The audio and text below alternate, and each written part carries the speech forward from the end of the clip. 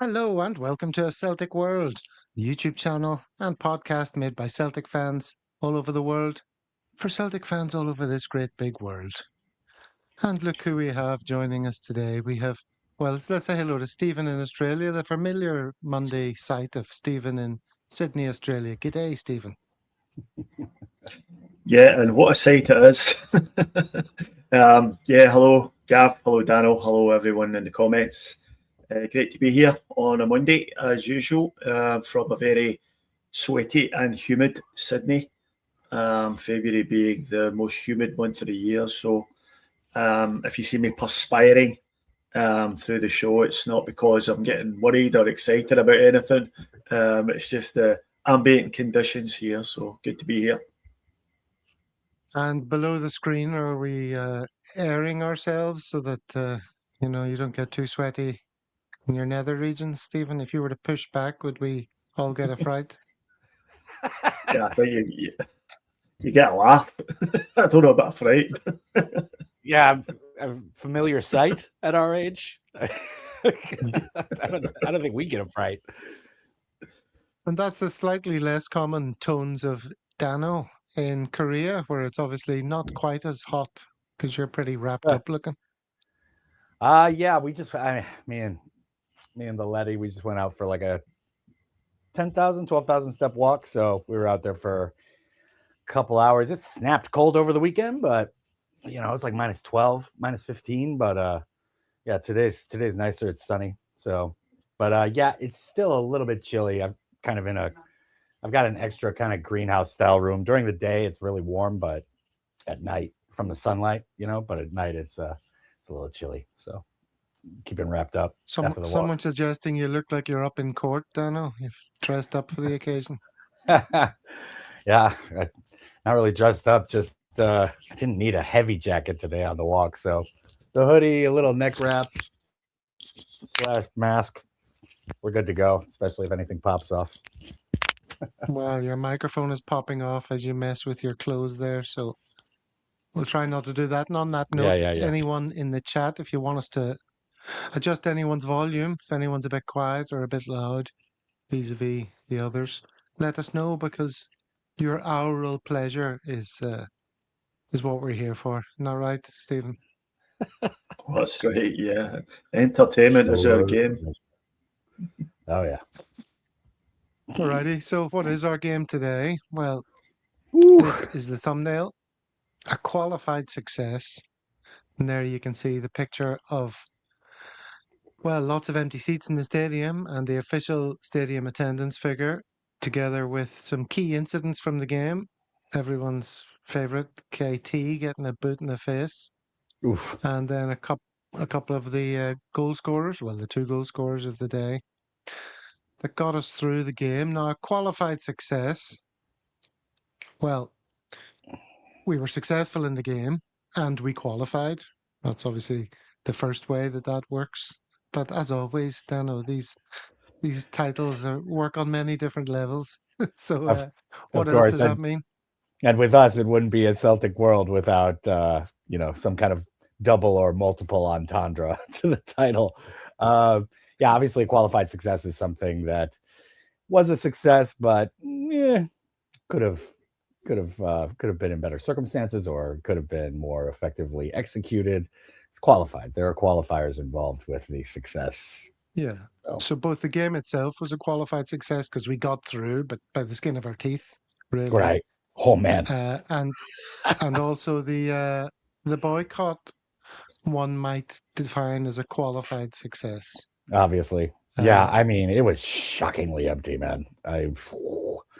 But I don't know. I'm sure we're going to talk in depth about boycott. Is it necessary? What do you guys think? But yeah, obviously, the boycott was quite effective as far as attendance for that day. Well, that's what the collective are saying, Stephen. Your boycott sent a strong message. Thank you for participating. 24,120 attendance. Thank you to all who participated in the boycott.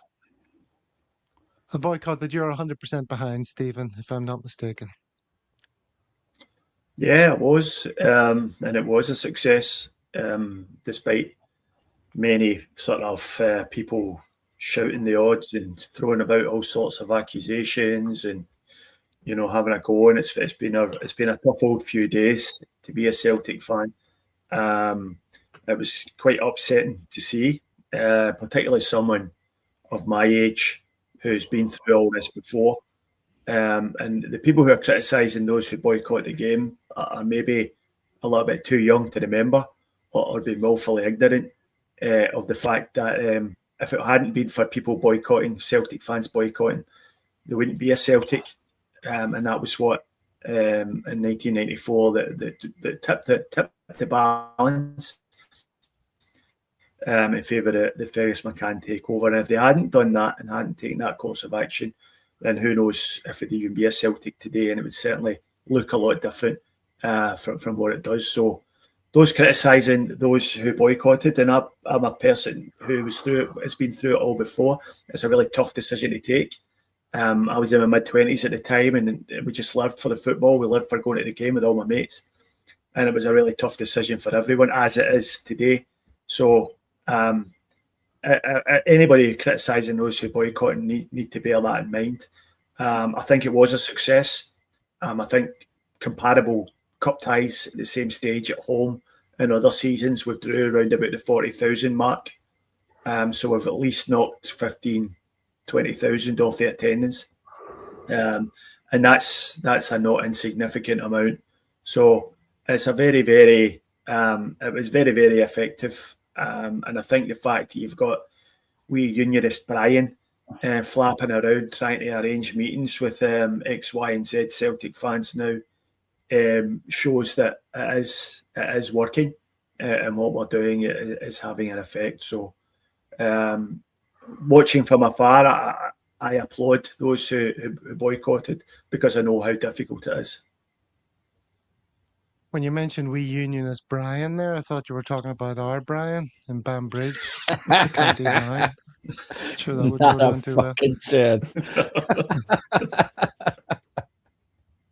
Yeah, so Dano, obviously we're a million miles away, so we can't boycott, but it is causing a fair bit of division, as I of suspected it might, because of just the circumstances of the game and, the tickets sold and all that kind of stuff. Yeah. But yeah, as I just put up a slide there as Stephen was talking in reference to what he had said. This is a tweet from Spam Rogic. For the Gimps in our support saying it didn't work, we should knock off a few. For the Gimps in our support saying that it didn't work, and he's putting up the 4th round and 5th round from January and February last year against Kilmarnock and Raith Rovers. And where are the attendance figures there? Did I see those earlier? Yeah, they are 40,916. Down in the lower right. On the far right, the far right column, 39,000 and 40,000. Uh-huh. So does that tell its own story then, Dano? Absolutely. I mean, a boycott is never 100% effective, but if you get to a spot where you're less than 50% attendance due to it, or maybe a little bit lower as far as who actually boycotted it, but it must be around 40% of people who would have otherwise attended the game. Yeah, it was definitely effective. And whether you agree with it or not, I think the general opinion of the fan base is we need an absolutely wholesale sacking of the board, plus possibly a sale of the club. That would probably cause more controversy and split opinion as far as the latter part of that goes. But yeah, it was undeniably effective, whether you agree with it or not. And I'm totally for it, man. This has been completely ridiculous as far as the board and their antics, and it's gone on for years. And the only way you can affect wholesale change like this, especially amongst the upper crust, is to make them feel it in their pocketbook. That's it. You vote with your cash. Mm-hmm.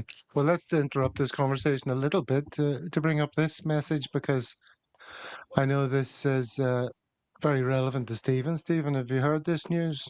This is Joseph Agnew saying, "Hill Hill Yeah, boys that, from Ayrshire. The Celtic Irvine #1 burnt down. Not sure how badly damage done. What's the story Wow. there? Because that's your club, isn't yeah, it?" but it was. Yeah, it was. Yeah, I was one of the founder members of that club, and yeah, there was a big fire in the building, where the club is situated. What I can gather, there's been significant damage to the building itself. They've had to take the roof off, but the last I heard, the damage to the Celtic club was mainly water and smoke damage rather than fire itself. So. There remains some hope that they'll get it fixed up and going again, but it won't be for a long time. So very sad, very devastating. It was an excellent club run by excellent people, and a club that Irvine is a very Rangers centric town, and they never ever everyone thought they would never get this off the ground, but they did. It's thriving, and it's a very successful club. They've had evenings down there with Chris Sutton, with Martinoneill, with Neil Lennon. So all the Celtic big hitters have been down, and it's a real shame. But hopefully the will be there to get it going again and reopen, whether it be at that premises or somewhere else. So I'm sending all my thoughts and prayers that they can get it going again from Australia. Yeah, well, we second that. Good luck getting back on your feet there. All right, so we're going to talk a little bit more about, next steps for the collective. We'll discuss that shortly. And they're said to include something to do with the worldwide fan base, apparently. And I just thought it might be worth reminding them that there's something already underway, showing that the worldwide fan base's frustration at the stewardship of the club. So Okay. let's enjoy that a little bit, shall we, gents?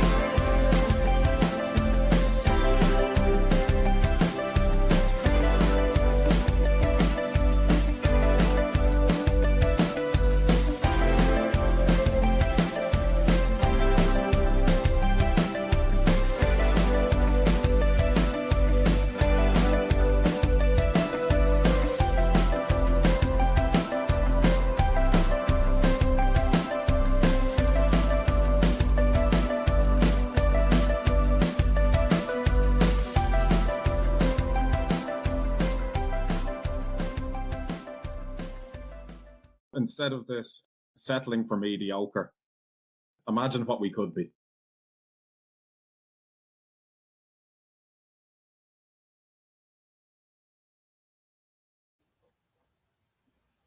Yeah, now, one Yes. thing I see quite a lot these days, and it annoys me, is this sort of spinning of the narrative that it's all just because of recent events. It's just because you're behind in the league. It's just because of Nancy. It's just because of the January window, Stephen. But the grievances are long running. It's multiple windows. It's the whole approach of the club over many, many years that has given rise to this groundswell of action against the stewards of the club. So they're not short-term problems, and I guess there's no short-term fix, right? Yeah, well, that's absolutely correct. And anybody who's listened to this podcast, the whole time we've been in existence, we've been bringing up the same shortcomings of the board, and even before we were around, you could go all the way back to the COVID season, and even back beyond that to when the Huns were liquidated, and we didn't kick on from there. So it's been a series of catastrophic governance decisions by Celtic that have landed us in this place, and it's been a slow and steady decline, punctuated with some success, probably more due to luck than any sort of planning. Sort of the appointment of Ange I'm talking about in particular there. If Ange hadn't came along, then we would have been in real trouble at that time. We were in real trouble at that time, but it's been a slow descent to where we are now, and we've been talking for years about how we're doing this wrong in the transfer market, and we have been warning for years that if Rangers were ever to get their act together, then we'd be in trouble, and that's exactly what's happened this season. They have backers who've made mistakes, but clearly know what they're doing. And clearly have money to back it up. And throw into that Hearts as well, who've also got their act together, got themselves a bit of money behind them and a bit of strategic planning. And all of a sudden we're floundering because we've got none of those things. We have money, but we won't spend it. But we don't have any strategic planning. And we don't have the right people in place. So yeah, you're right, Gav. It is going to be a long-term fix. And how we achieve that, it's not exactly clear, I think, to anyone at the moment. But all we can do is sort of try and make inroads into what we perceive are the shortcomings of the club. And I think what the collective are doing at the moment is the correct course of action. And in tandem with what David Lowe is doing with the Celtic Supporters Limited, who are trying a more corporate route to achieve some sort of influence at the club. But either way, this is going to take probably years, and we have to batten down the hatches for a lengthy fight. Okay, so speaking of the lengthy fight, then Dano, do you expect more boycotts, or what do you think is coming down the pike now for the collective? I think so. Quote the Canadian Prime Minister, this isn't a rift, it's a rupture. Back at Davos a couple of weeks ago, talking about U.S.-European relations and the whole NATO thing going on under Trump. I would expect more actions. I mean, maybe not with every single game, but certainly there's going to be more boycotts set. They're going to try and do their thing. Yeah, I definitely expect more action to be coming. And as long as there's a complete rupture and no renegotiation or sitting down with the Green Brigade, I don't see this improving anytime soon. And as far as somebody who agrees with this, keep doing it, but make it effective every time you do it. Okay, and isn't part of making things effective, Stephen, setting achievable short-term goals?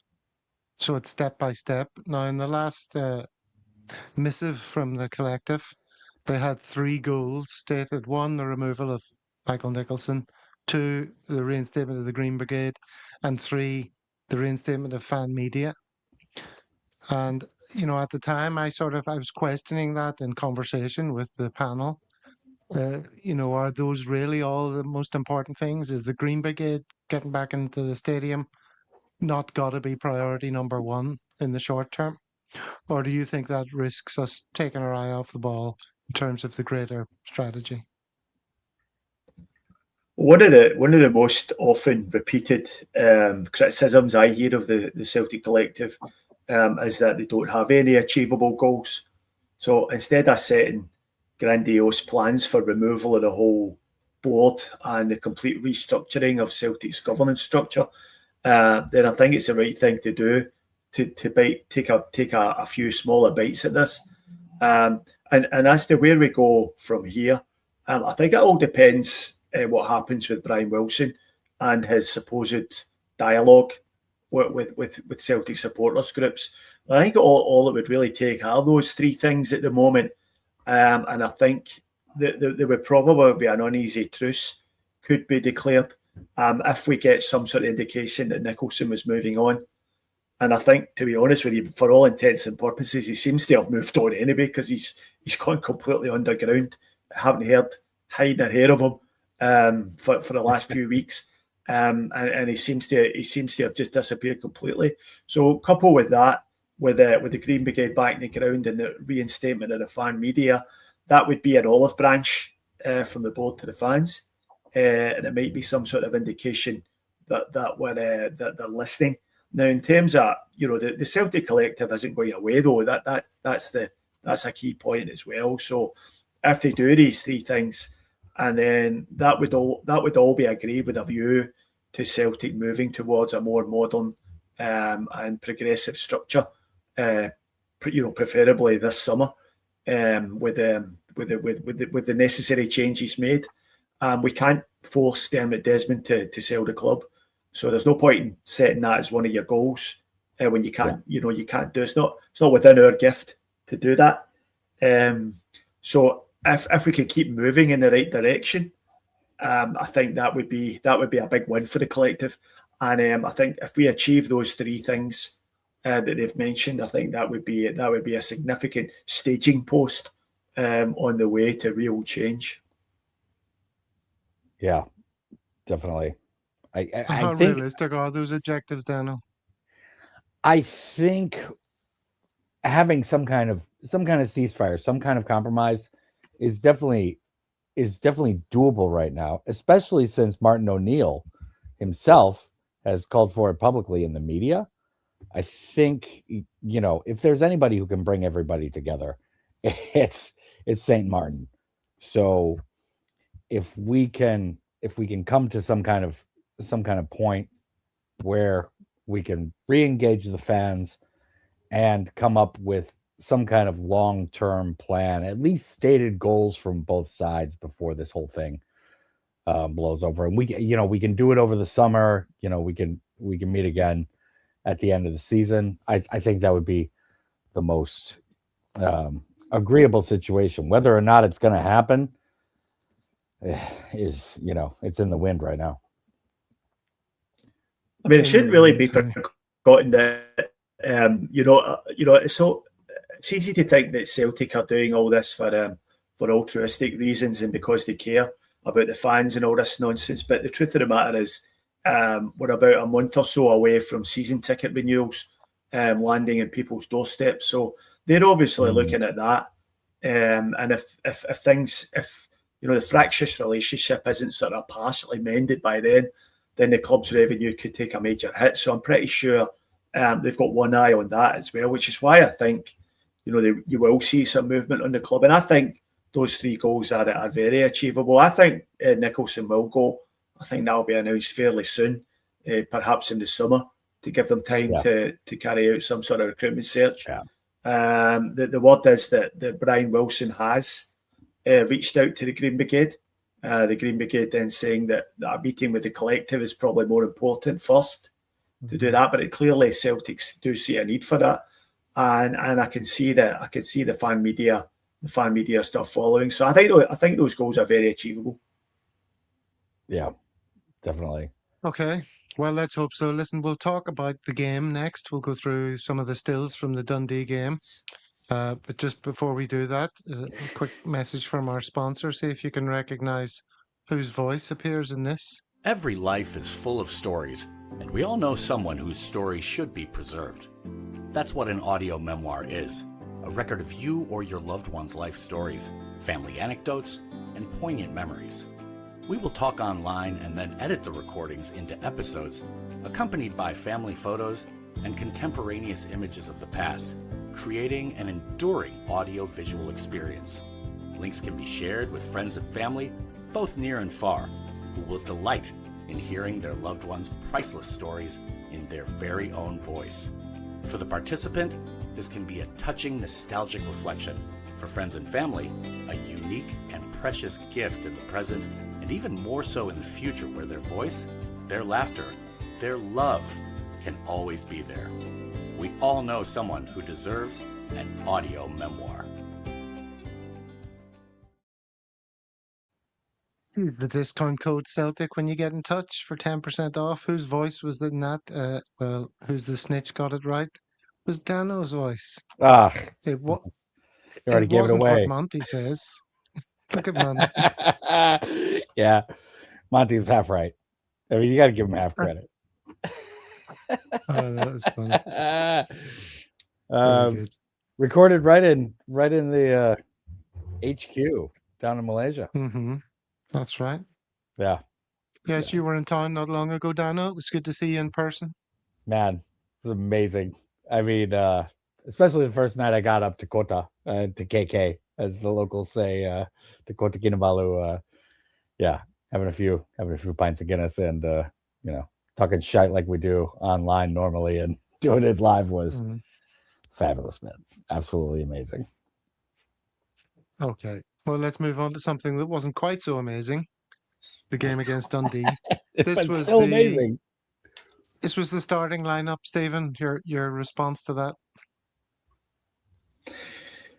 that? Interesting, to say the least. Not surprising to see Sinisalo in there, given that he's been sort of our cup goalkeeper so far this season. So he needs games.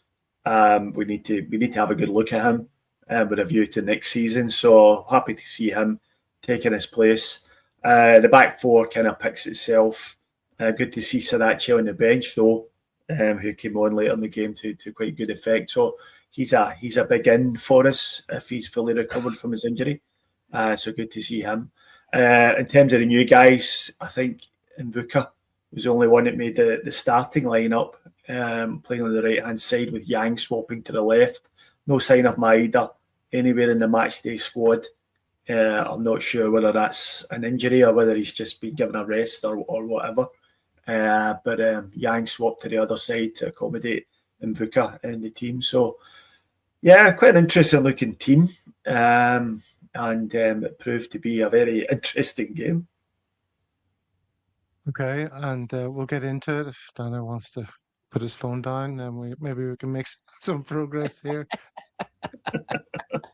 All right. Here we are on 7 minutes. Early shot from Hatate. He had a couple of early shots actually in the game. 7 minutes, this one.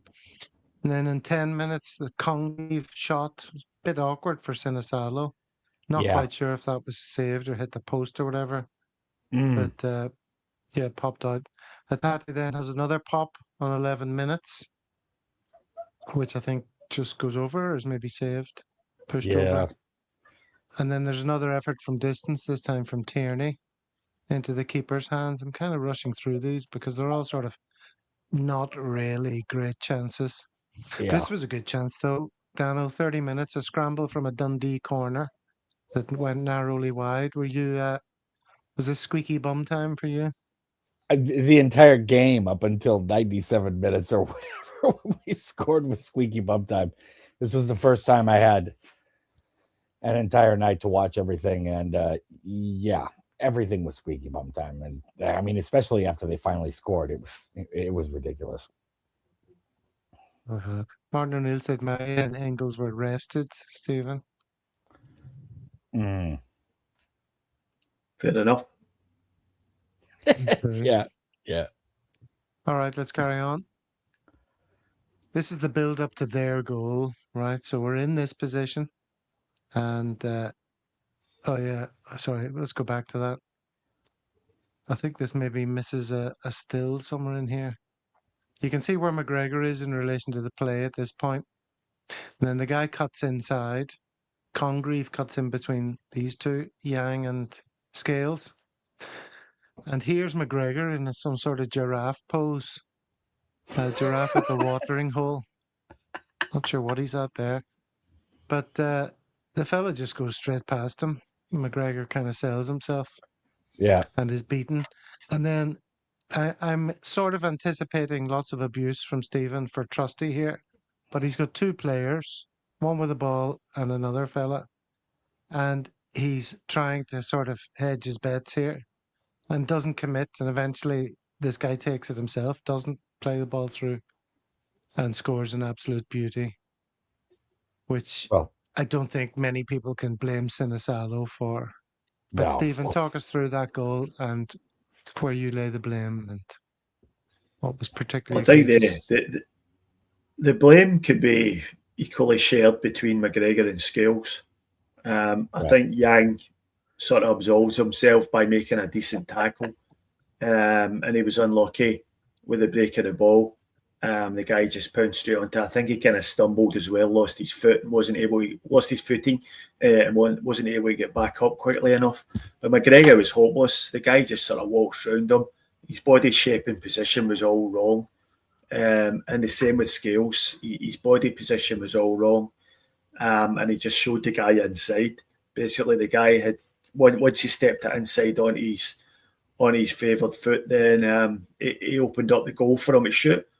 And it was a cracking strike. You can't take anything away from that. But if we're trying to find fault in the defence, then certainly those two should probably have done better. Yeah, it's not really relevant to what we're talking about right now, but I think this is a good comment from Gringo. Board are supposed to be businessmen. The money's in the Champions League. Not being in the Champions League causes massive financial losses. They need to speculate to accumulate. I mean, that's the whole point of our video.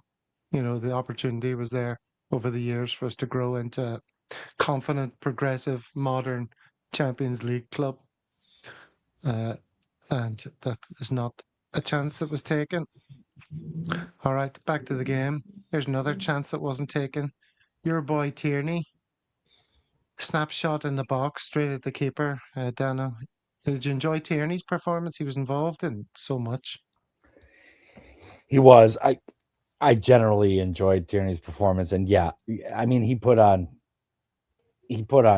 generally a good performance on the game, but this one, it's just one of those things. It went straight at the keeper, blah blah blah. But this is where the frustration is growing and reaching kind of a fever pitch later. But for right now, it was exactly how the game was going.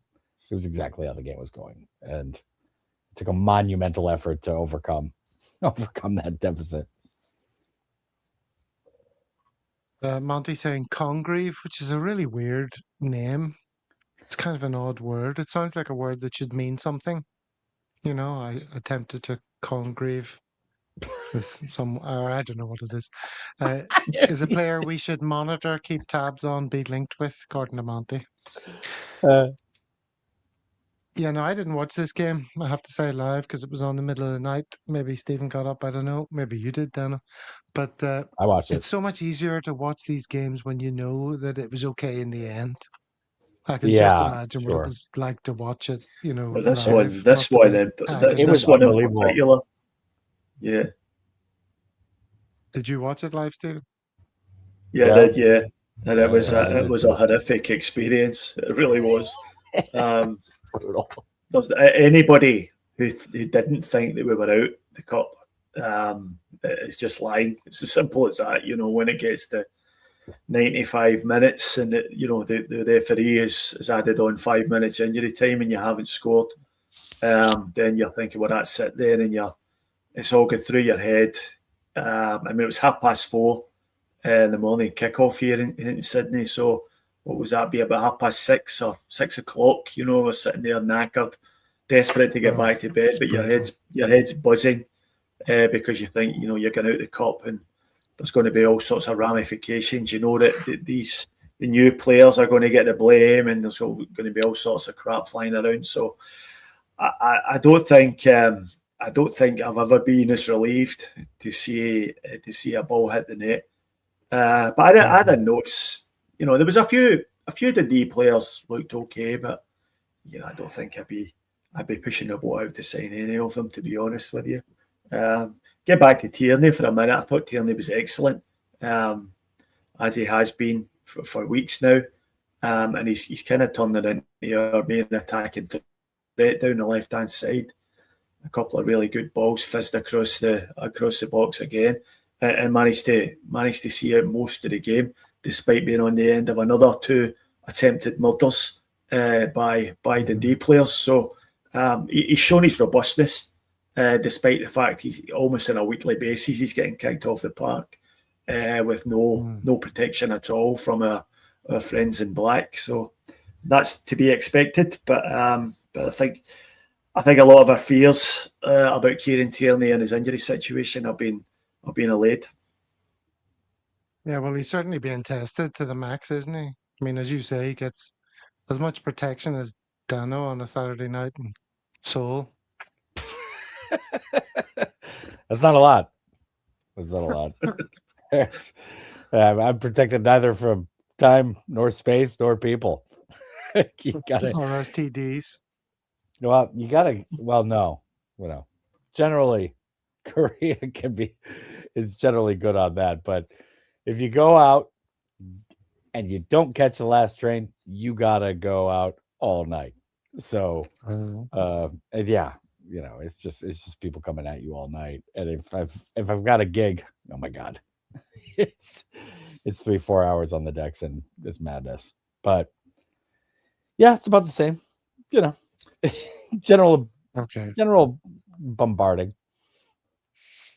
Well, the goal, what you could say, was bombarded. Just to link us back to the photos here, 76 minutes. This felt like it was going to be a goal. The ball trickling across, sort of out of the box, past Trusty. Tierney, nobody man. right on the guy.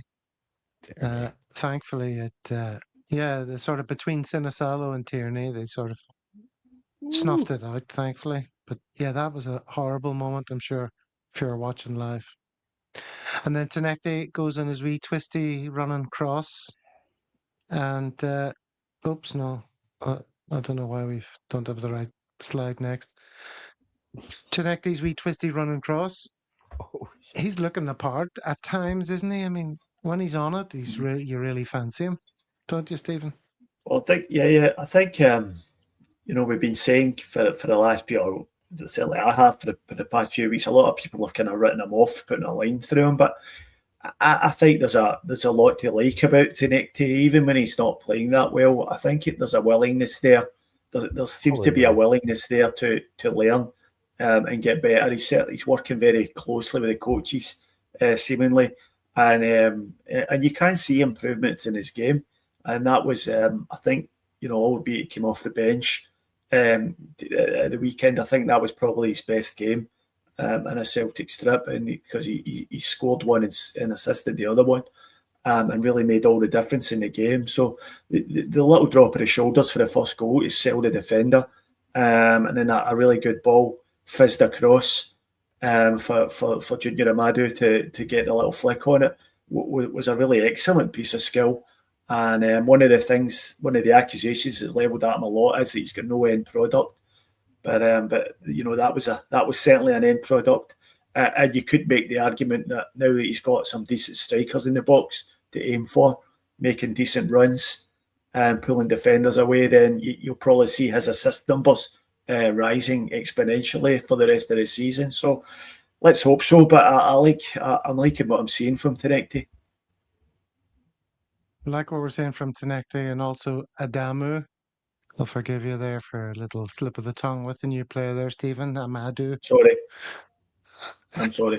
At least you didn't say Always with the Tunetki goddamn like pronunciation. everybody else. Yeah.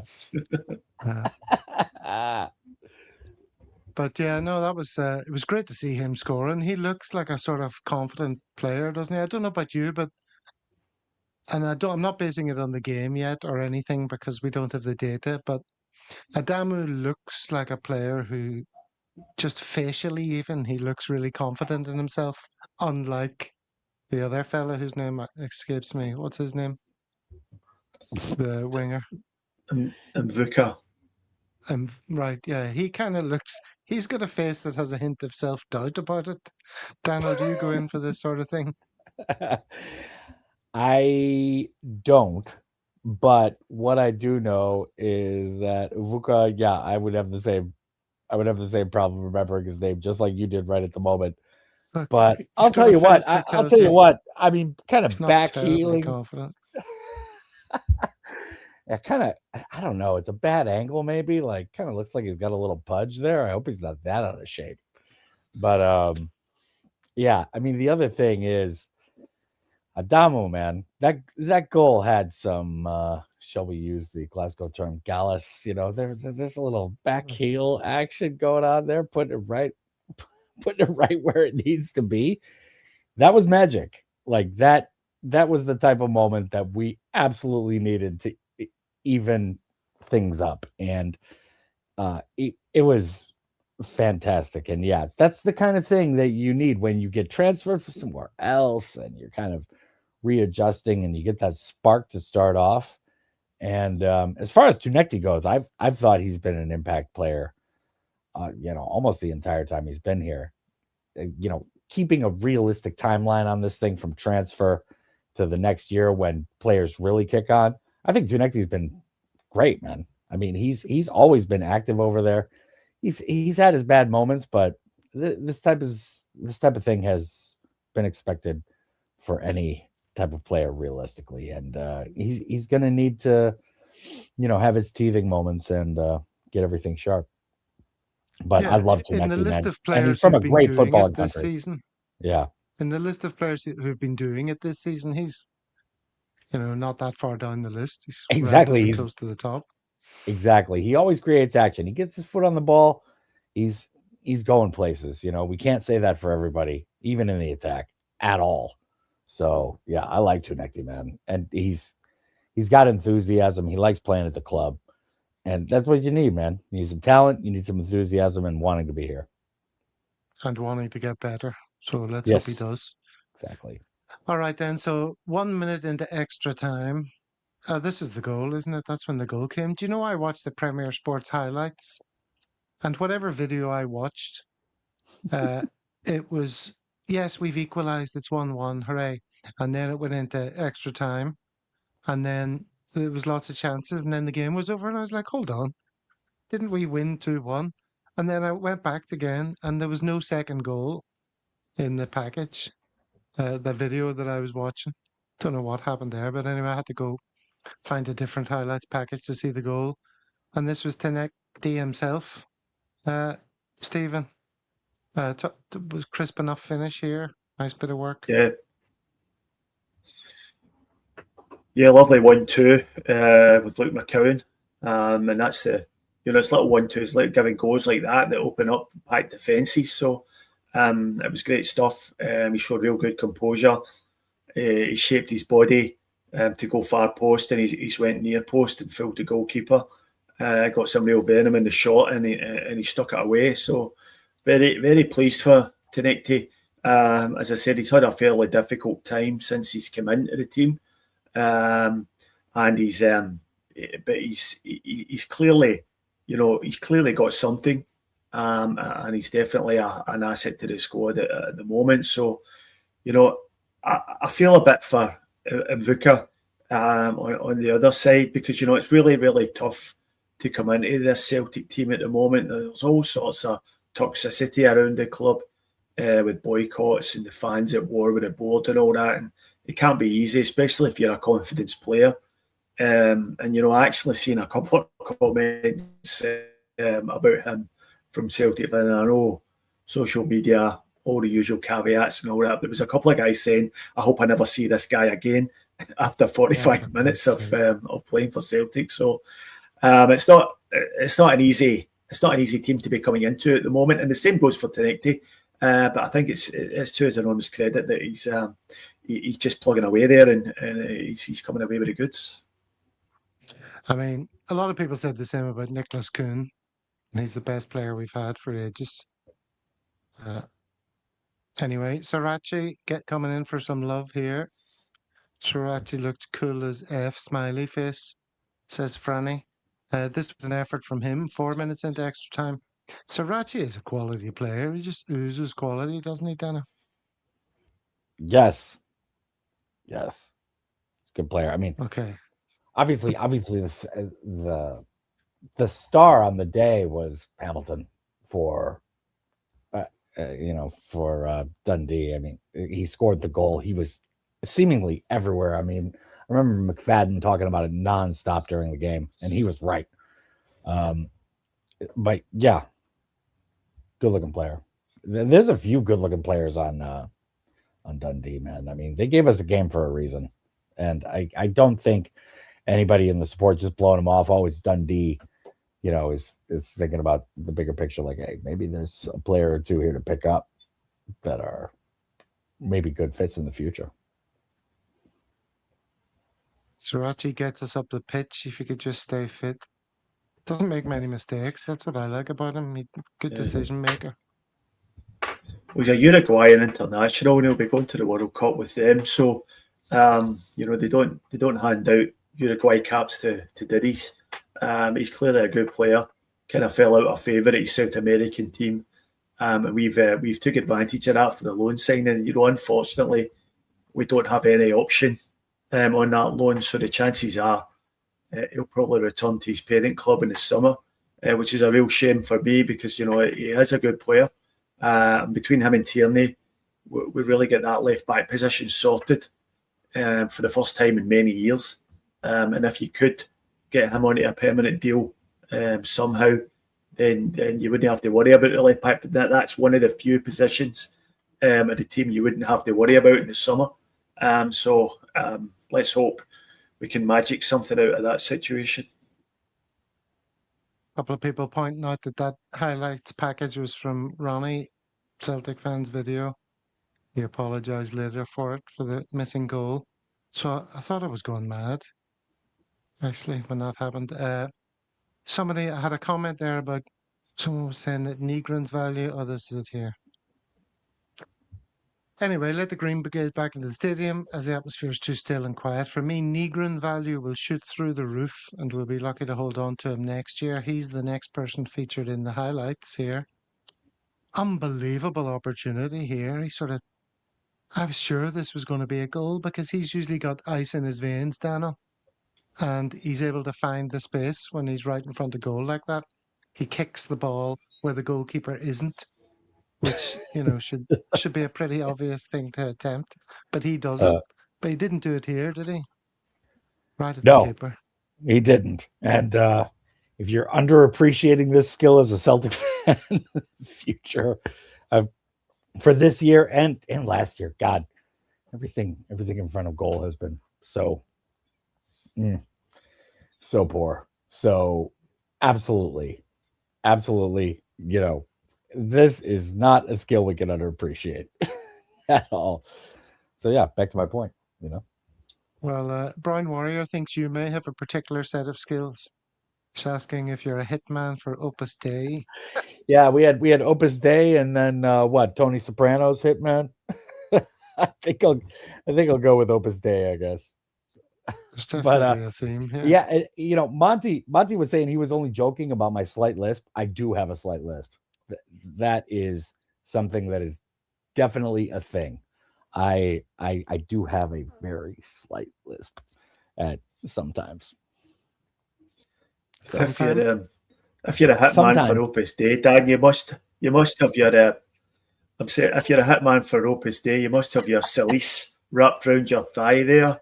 So give it a little bit of a twist for us there.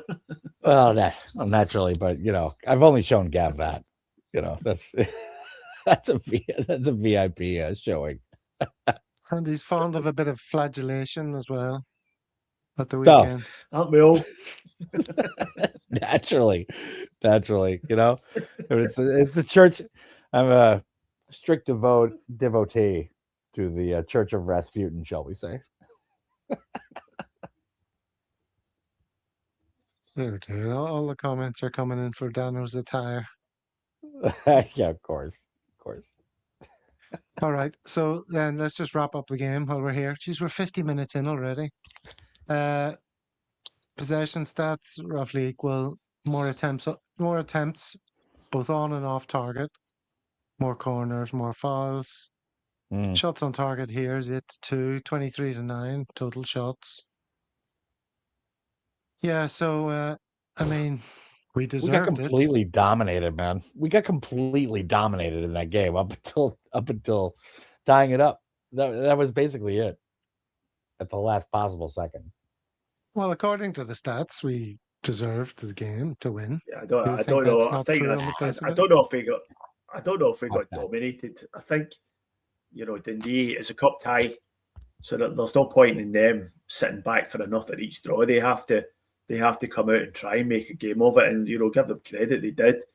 I don't think they dominated the game, and I think I don't know if you're planning to talk about some of the refereeing decisions in the game, but they were certainly given a bit of a leg up, and on a few occasions there that you could make a strong argument that they should have been down to 9 men.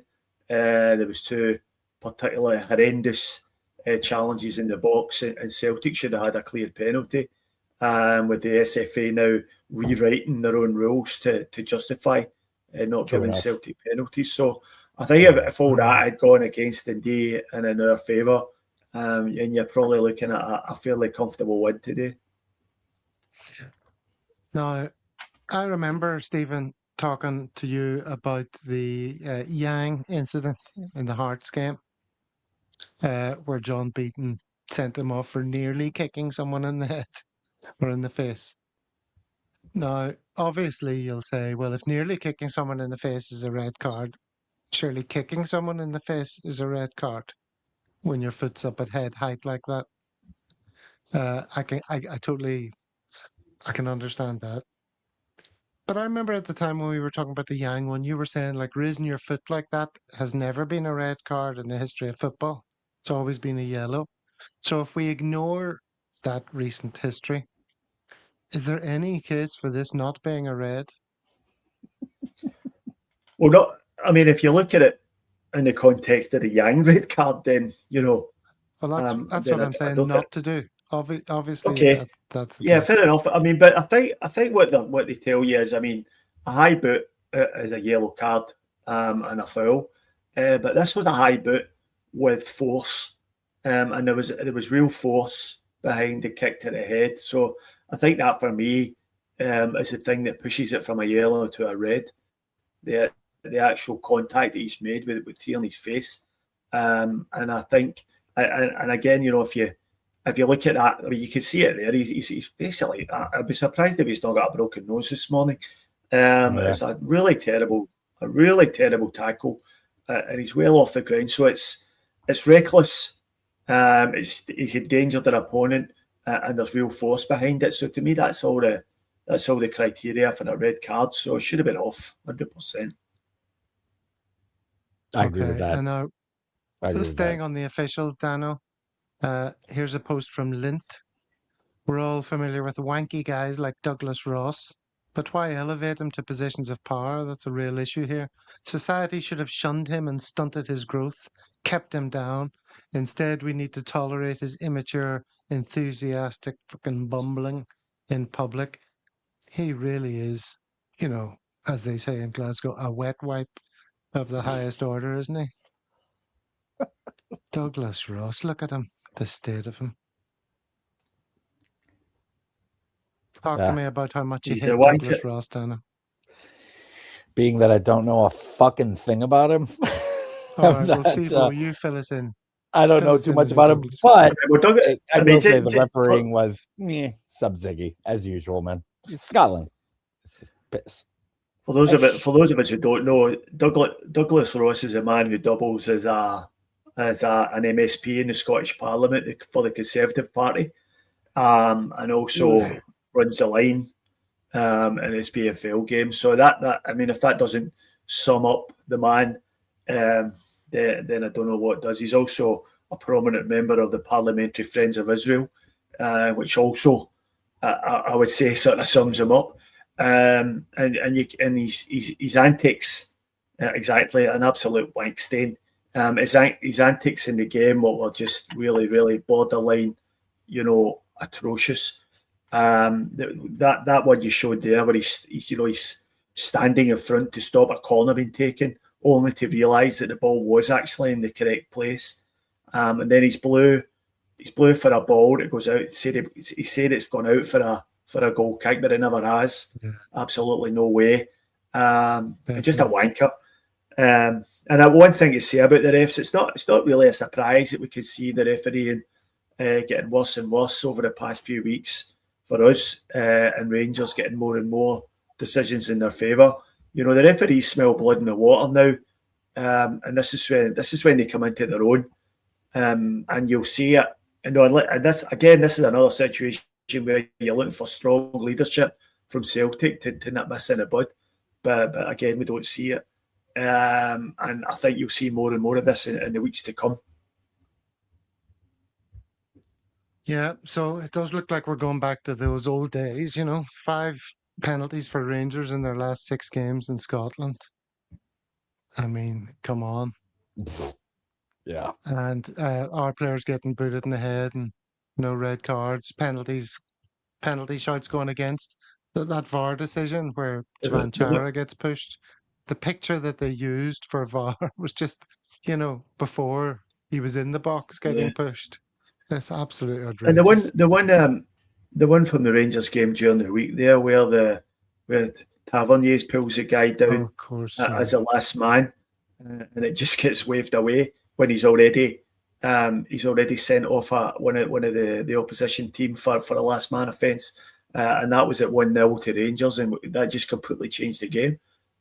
So these sort of things are going to happen unless somebody from Celtic grows a set of balls and goes and tells the SFA, look, we're looking at this, we're watching you, we're watching the likes of John Beaton, Notorious Hun, David Dickinson. He's a Notorious Hun from Ayrshire, and I know what a Notorious Hun from Ayrshire looks like, and he definitely is one. And these guys are being put in prominent positions to make decisions that are influencing both ours and Rangers games, and they should be nowhere near either. Definitely. Who's the snitch, Gav? Surely you don't grudge the Huns a few penalties. What's worse, the decisions not given against them. I mean, it always happens in Scottish football that there's a massive incident involving us and it goes against us. And then you can guarantee within a week or two, it'll be almost a carbon copy situation with them where it goes in their favour. It's just outrageous. That whole last man defender brings them down. All right, but we've got to move on here. So these are our next games. Celtic will now play 4 consecutive away games in a 10-day period. The away match against Stuttgart, away to Rangers in the league, Aberdeen, and then Rangers in the Cup. Oof. So Celtic Symphony here saying, for me, league is always our number one priority. For the 4 away games we have in a row, I'd rank importance. 1, Huns in the league. 2, Aberdeen in the league. 3, Huns in the Cup. 4, Stuttgart in Europe. I'd gladly take wins in the first 3 and draw or lose in number 4. Can't say fairer than that.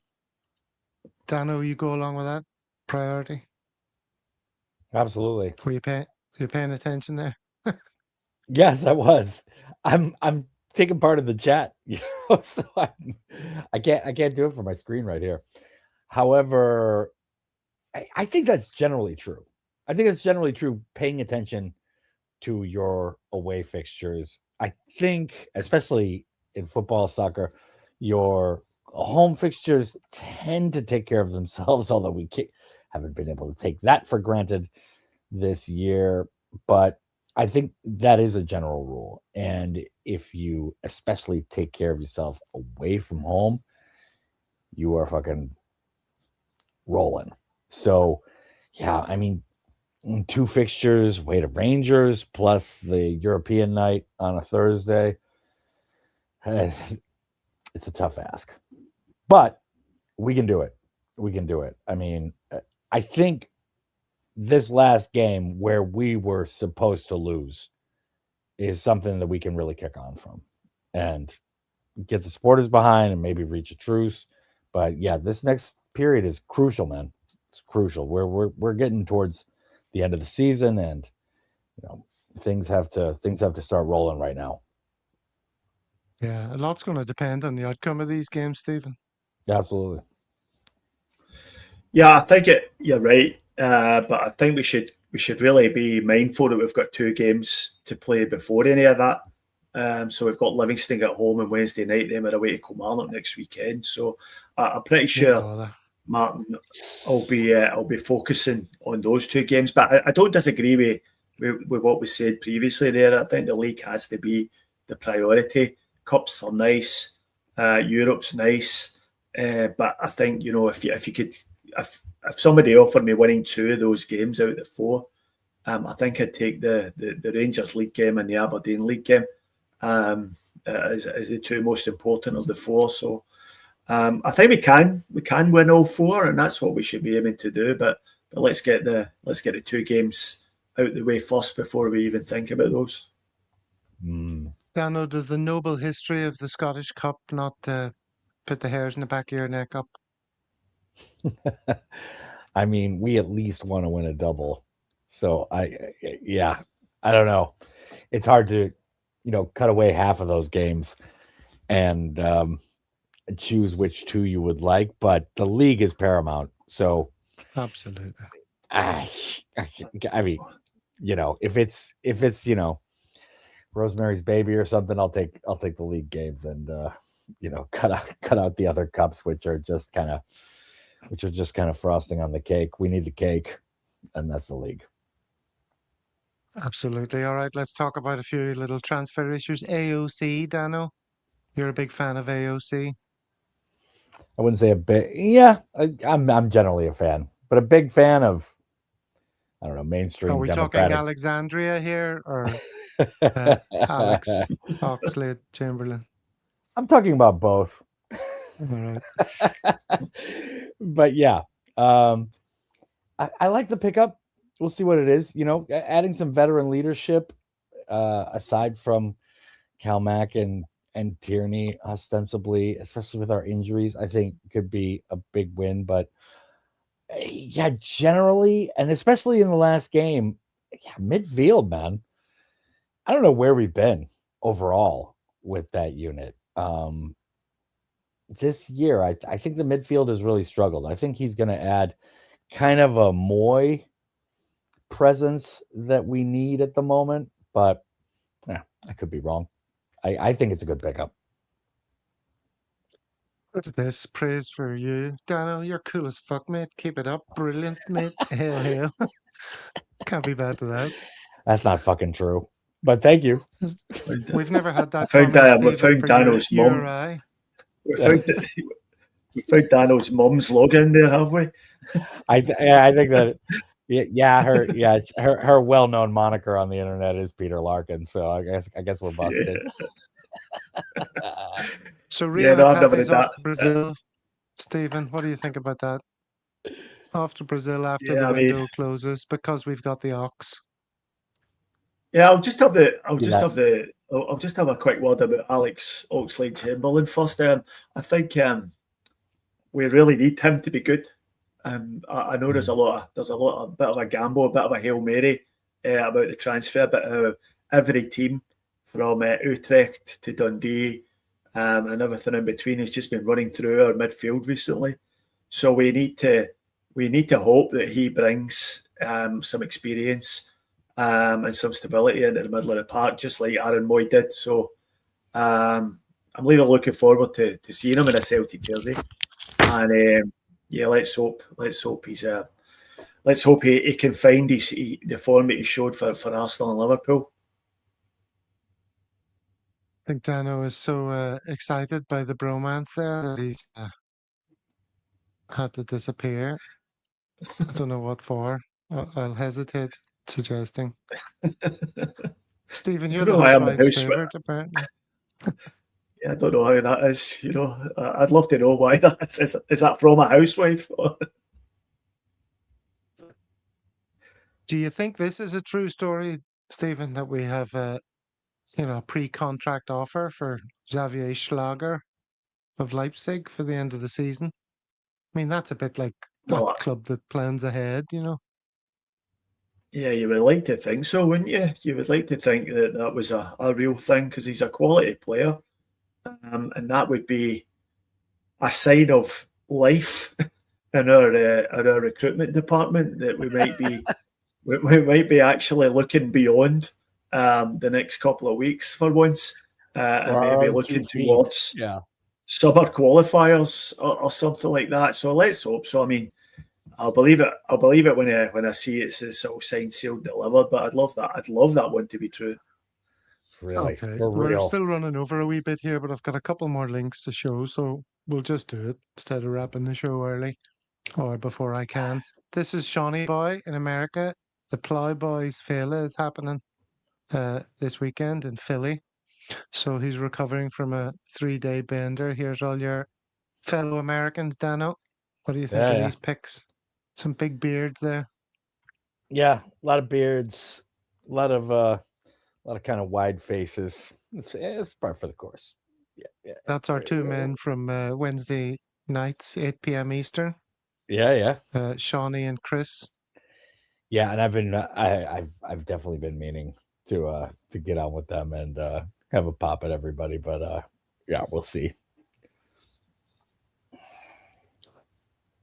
Yeah, they are all enjoying it. These events in Philly. Philly's like one of the biggest. The Philly Fail is one of the biggest American events, isn't it? Whenever they come around every few years. Very, very. I mean, New York, Philly, Cleveland, Detroit, Chicago. This is the historic Rust Belt, and there's a lot of Irish diaspora in any of those, and of course Boston and New England, Northeast, and Washington to a degree. So, but yeah, the working Stephen, people. are you a bit of a pool player by any chance? Do you like a game of pool? I've been known to have a game of pool. Not for a while, right enough, but mostly when I lived in Scotland. Mm-hmm. I used to be pretty handy myself when I frequented pubs more, but that's not so much the case these days. But I just wanted to end the show with this little bit of skill that I saw. Can we make that bigger? Oh, I think I've seen this. This is insane. This is amazing. This guy plays his safety shot, and then your man comes in, and you're thinking, how many cushions is he coming off? Right. Or what's he doing exactly? What? Yeah. What could he possibly? The shot is insane. I mean, that is amazing. And he's perfectly on the black into the center. I mean, the mathematics involved in planning that, and the mathematics involved in planning that shot must have been absolutely mind. I mean, always gives me a headache to think about it. All right. The problem with these shows is now there's so many games coming thick and fast, we never reference the game coming up. So, Stephen, do you want to do that quickly before we wrap? Yeah, home to Livingston, Wednesday night, Thursday morning here in the east coast of Australia. So, again, Livingston are shit. We should be pumping them, but you just never know with Celtic these days. It's just an early goal is what's required, and if we get that, then we could put a score on. Looking to see maybe a few more minutes for Mvuka, and hopefully Vankara up front can maybe get another goal and keep that good run going. And I would like to see Oxlade-Chamberlain off the bench at some point, but I'm not too sure if that might just come a bit too soon for him. But we need to get him up to speed. We need to get him into the team as soon as we can. So I'd like to see him getting 20 minutes, perhaps towards the end of that game when we're 4-0 up. Suggestion in the comments that Dano's on the doobies there. People asking, is that a blunt? That's how you roll a blunt. Yeah, this is clearly not anyone who's familiar with living in Korea. I'm not exactly very ganja accessible as far as this country, especially not if I'm sitting on a visa. No, it's just a cigarette, man. But you would think it because cigarettes are so thin, man. This thing is like smoking a little sparkler or something. But I don't know, I'm getting old, man. Just smoking in and of itself is terrible. So got to keep it light. It's good to touch the green, green grass of home. That used to be my karaoke song in the days when I spent more time in pubs in Malaysia. I'll tell you what, Gav, ever since, going back home, ever since Illinois legalized the green, green grass, it has been amazing going back home. Although going to those stores is a bit of an overpriced experience, but I mean, it's incredible. The vapes and everything, they've got all the accessories. They'll be like, so what kind of buzz are you looking for? Are you looking for like an early morning kind of wake up thing, or you want to keep everything together during the workday? I mean, it is certainly not buying the nickel bags from the sketchy dude like I was used to growing up. Yeah. It's just so different. If you go from a country like Malaysia where there's nothing, it's absolutely taboo, right. all sorts Same of in Korea. Same in Korea. You would get to Thailand where there's smoke shops every few steps, Yeah, it's been legalized in Thailand, eh? Yeah, I went back once, but I didn't partake. I had to come and get a new job back in Korea, so it was tempting though. Here's a nice wee comment from Franny, tying together in some senses the green, green grass of home, the potential of that song, and also the high notes that we're hitting to end this show. All right, lads, well done. Thanks very much for being with us. Thanks everyone in the chat. As always, show would be nothing without you. We'll leave it there and we'll be back on Thursday, but you can tune in if you want the tactical review at 12 noon today, your time, Celtic Park time, that is, with Paul and Anthony if you want to pour over the game in more detail. But from us, it's farewell, and I'll be back on Thursday. Thanks, lads. Hail, hail. Hail, hail, motherfuckers. Hail, hail, trips.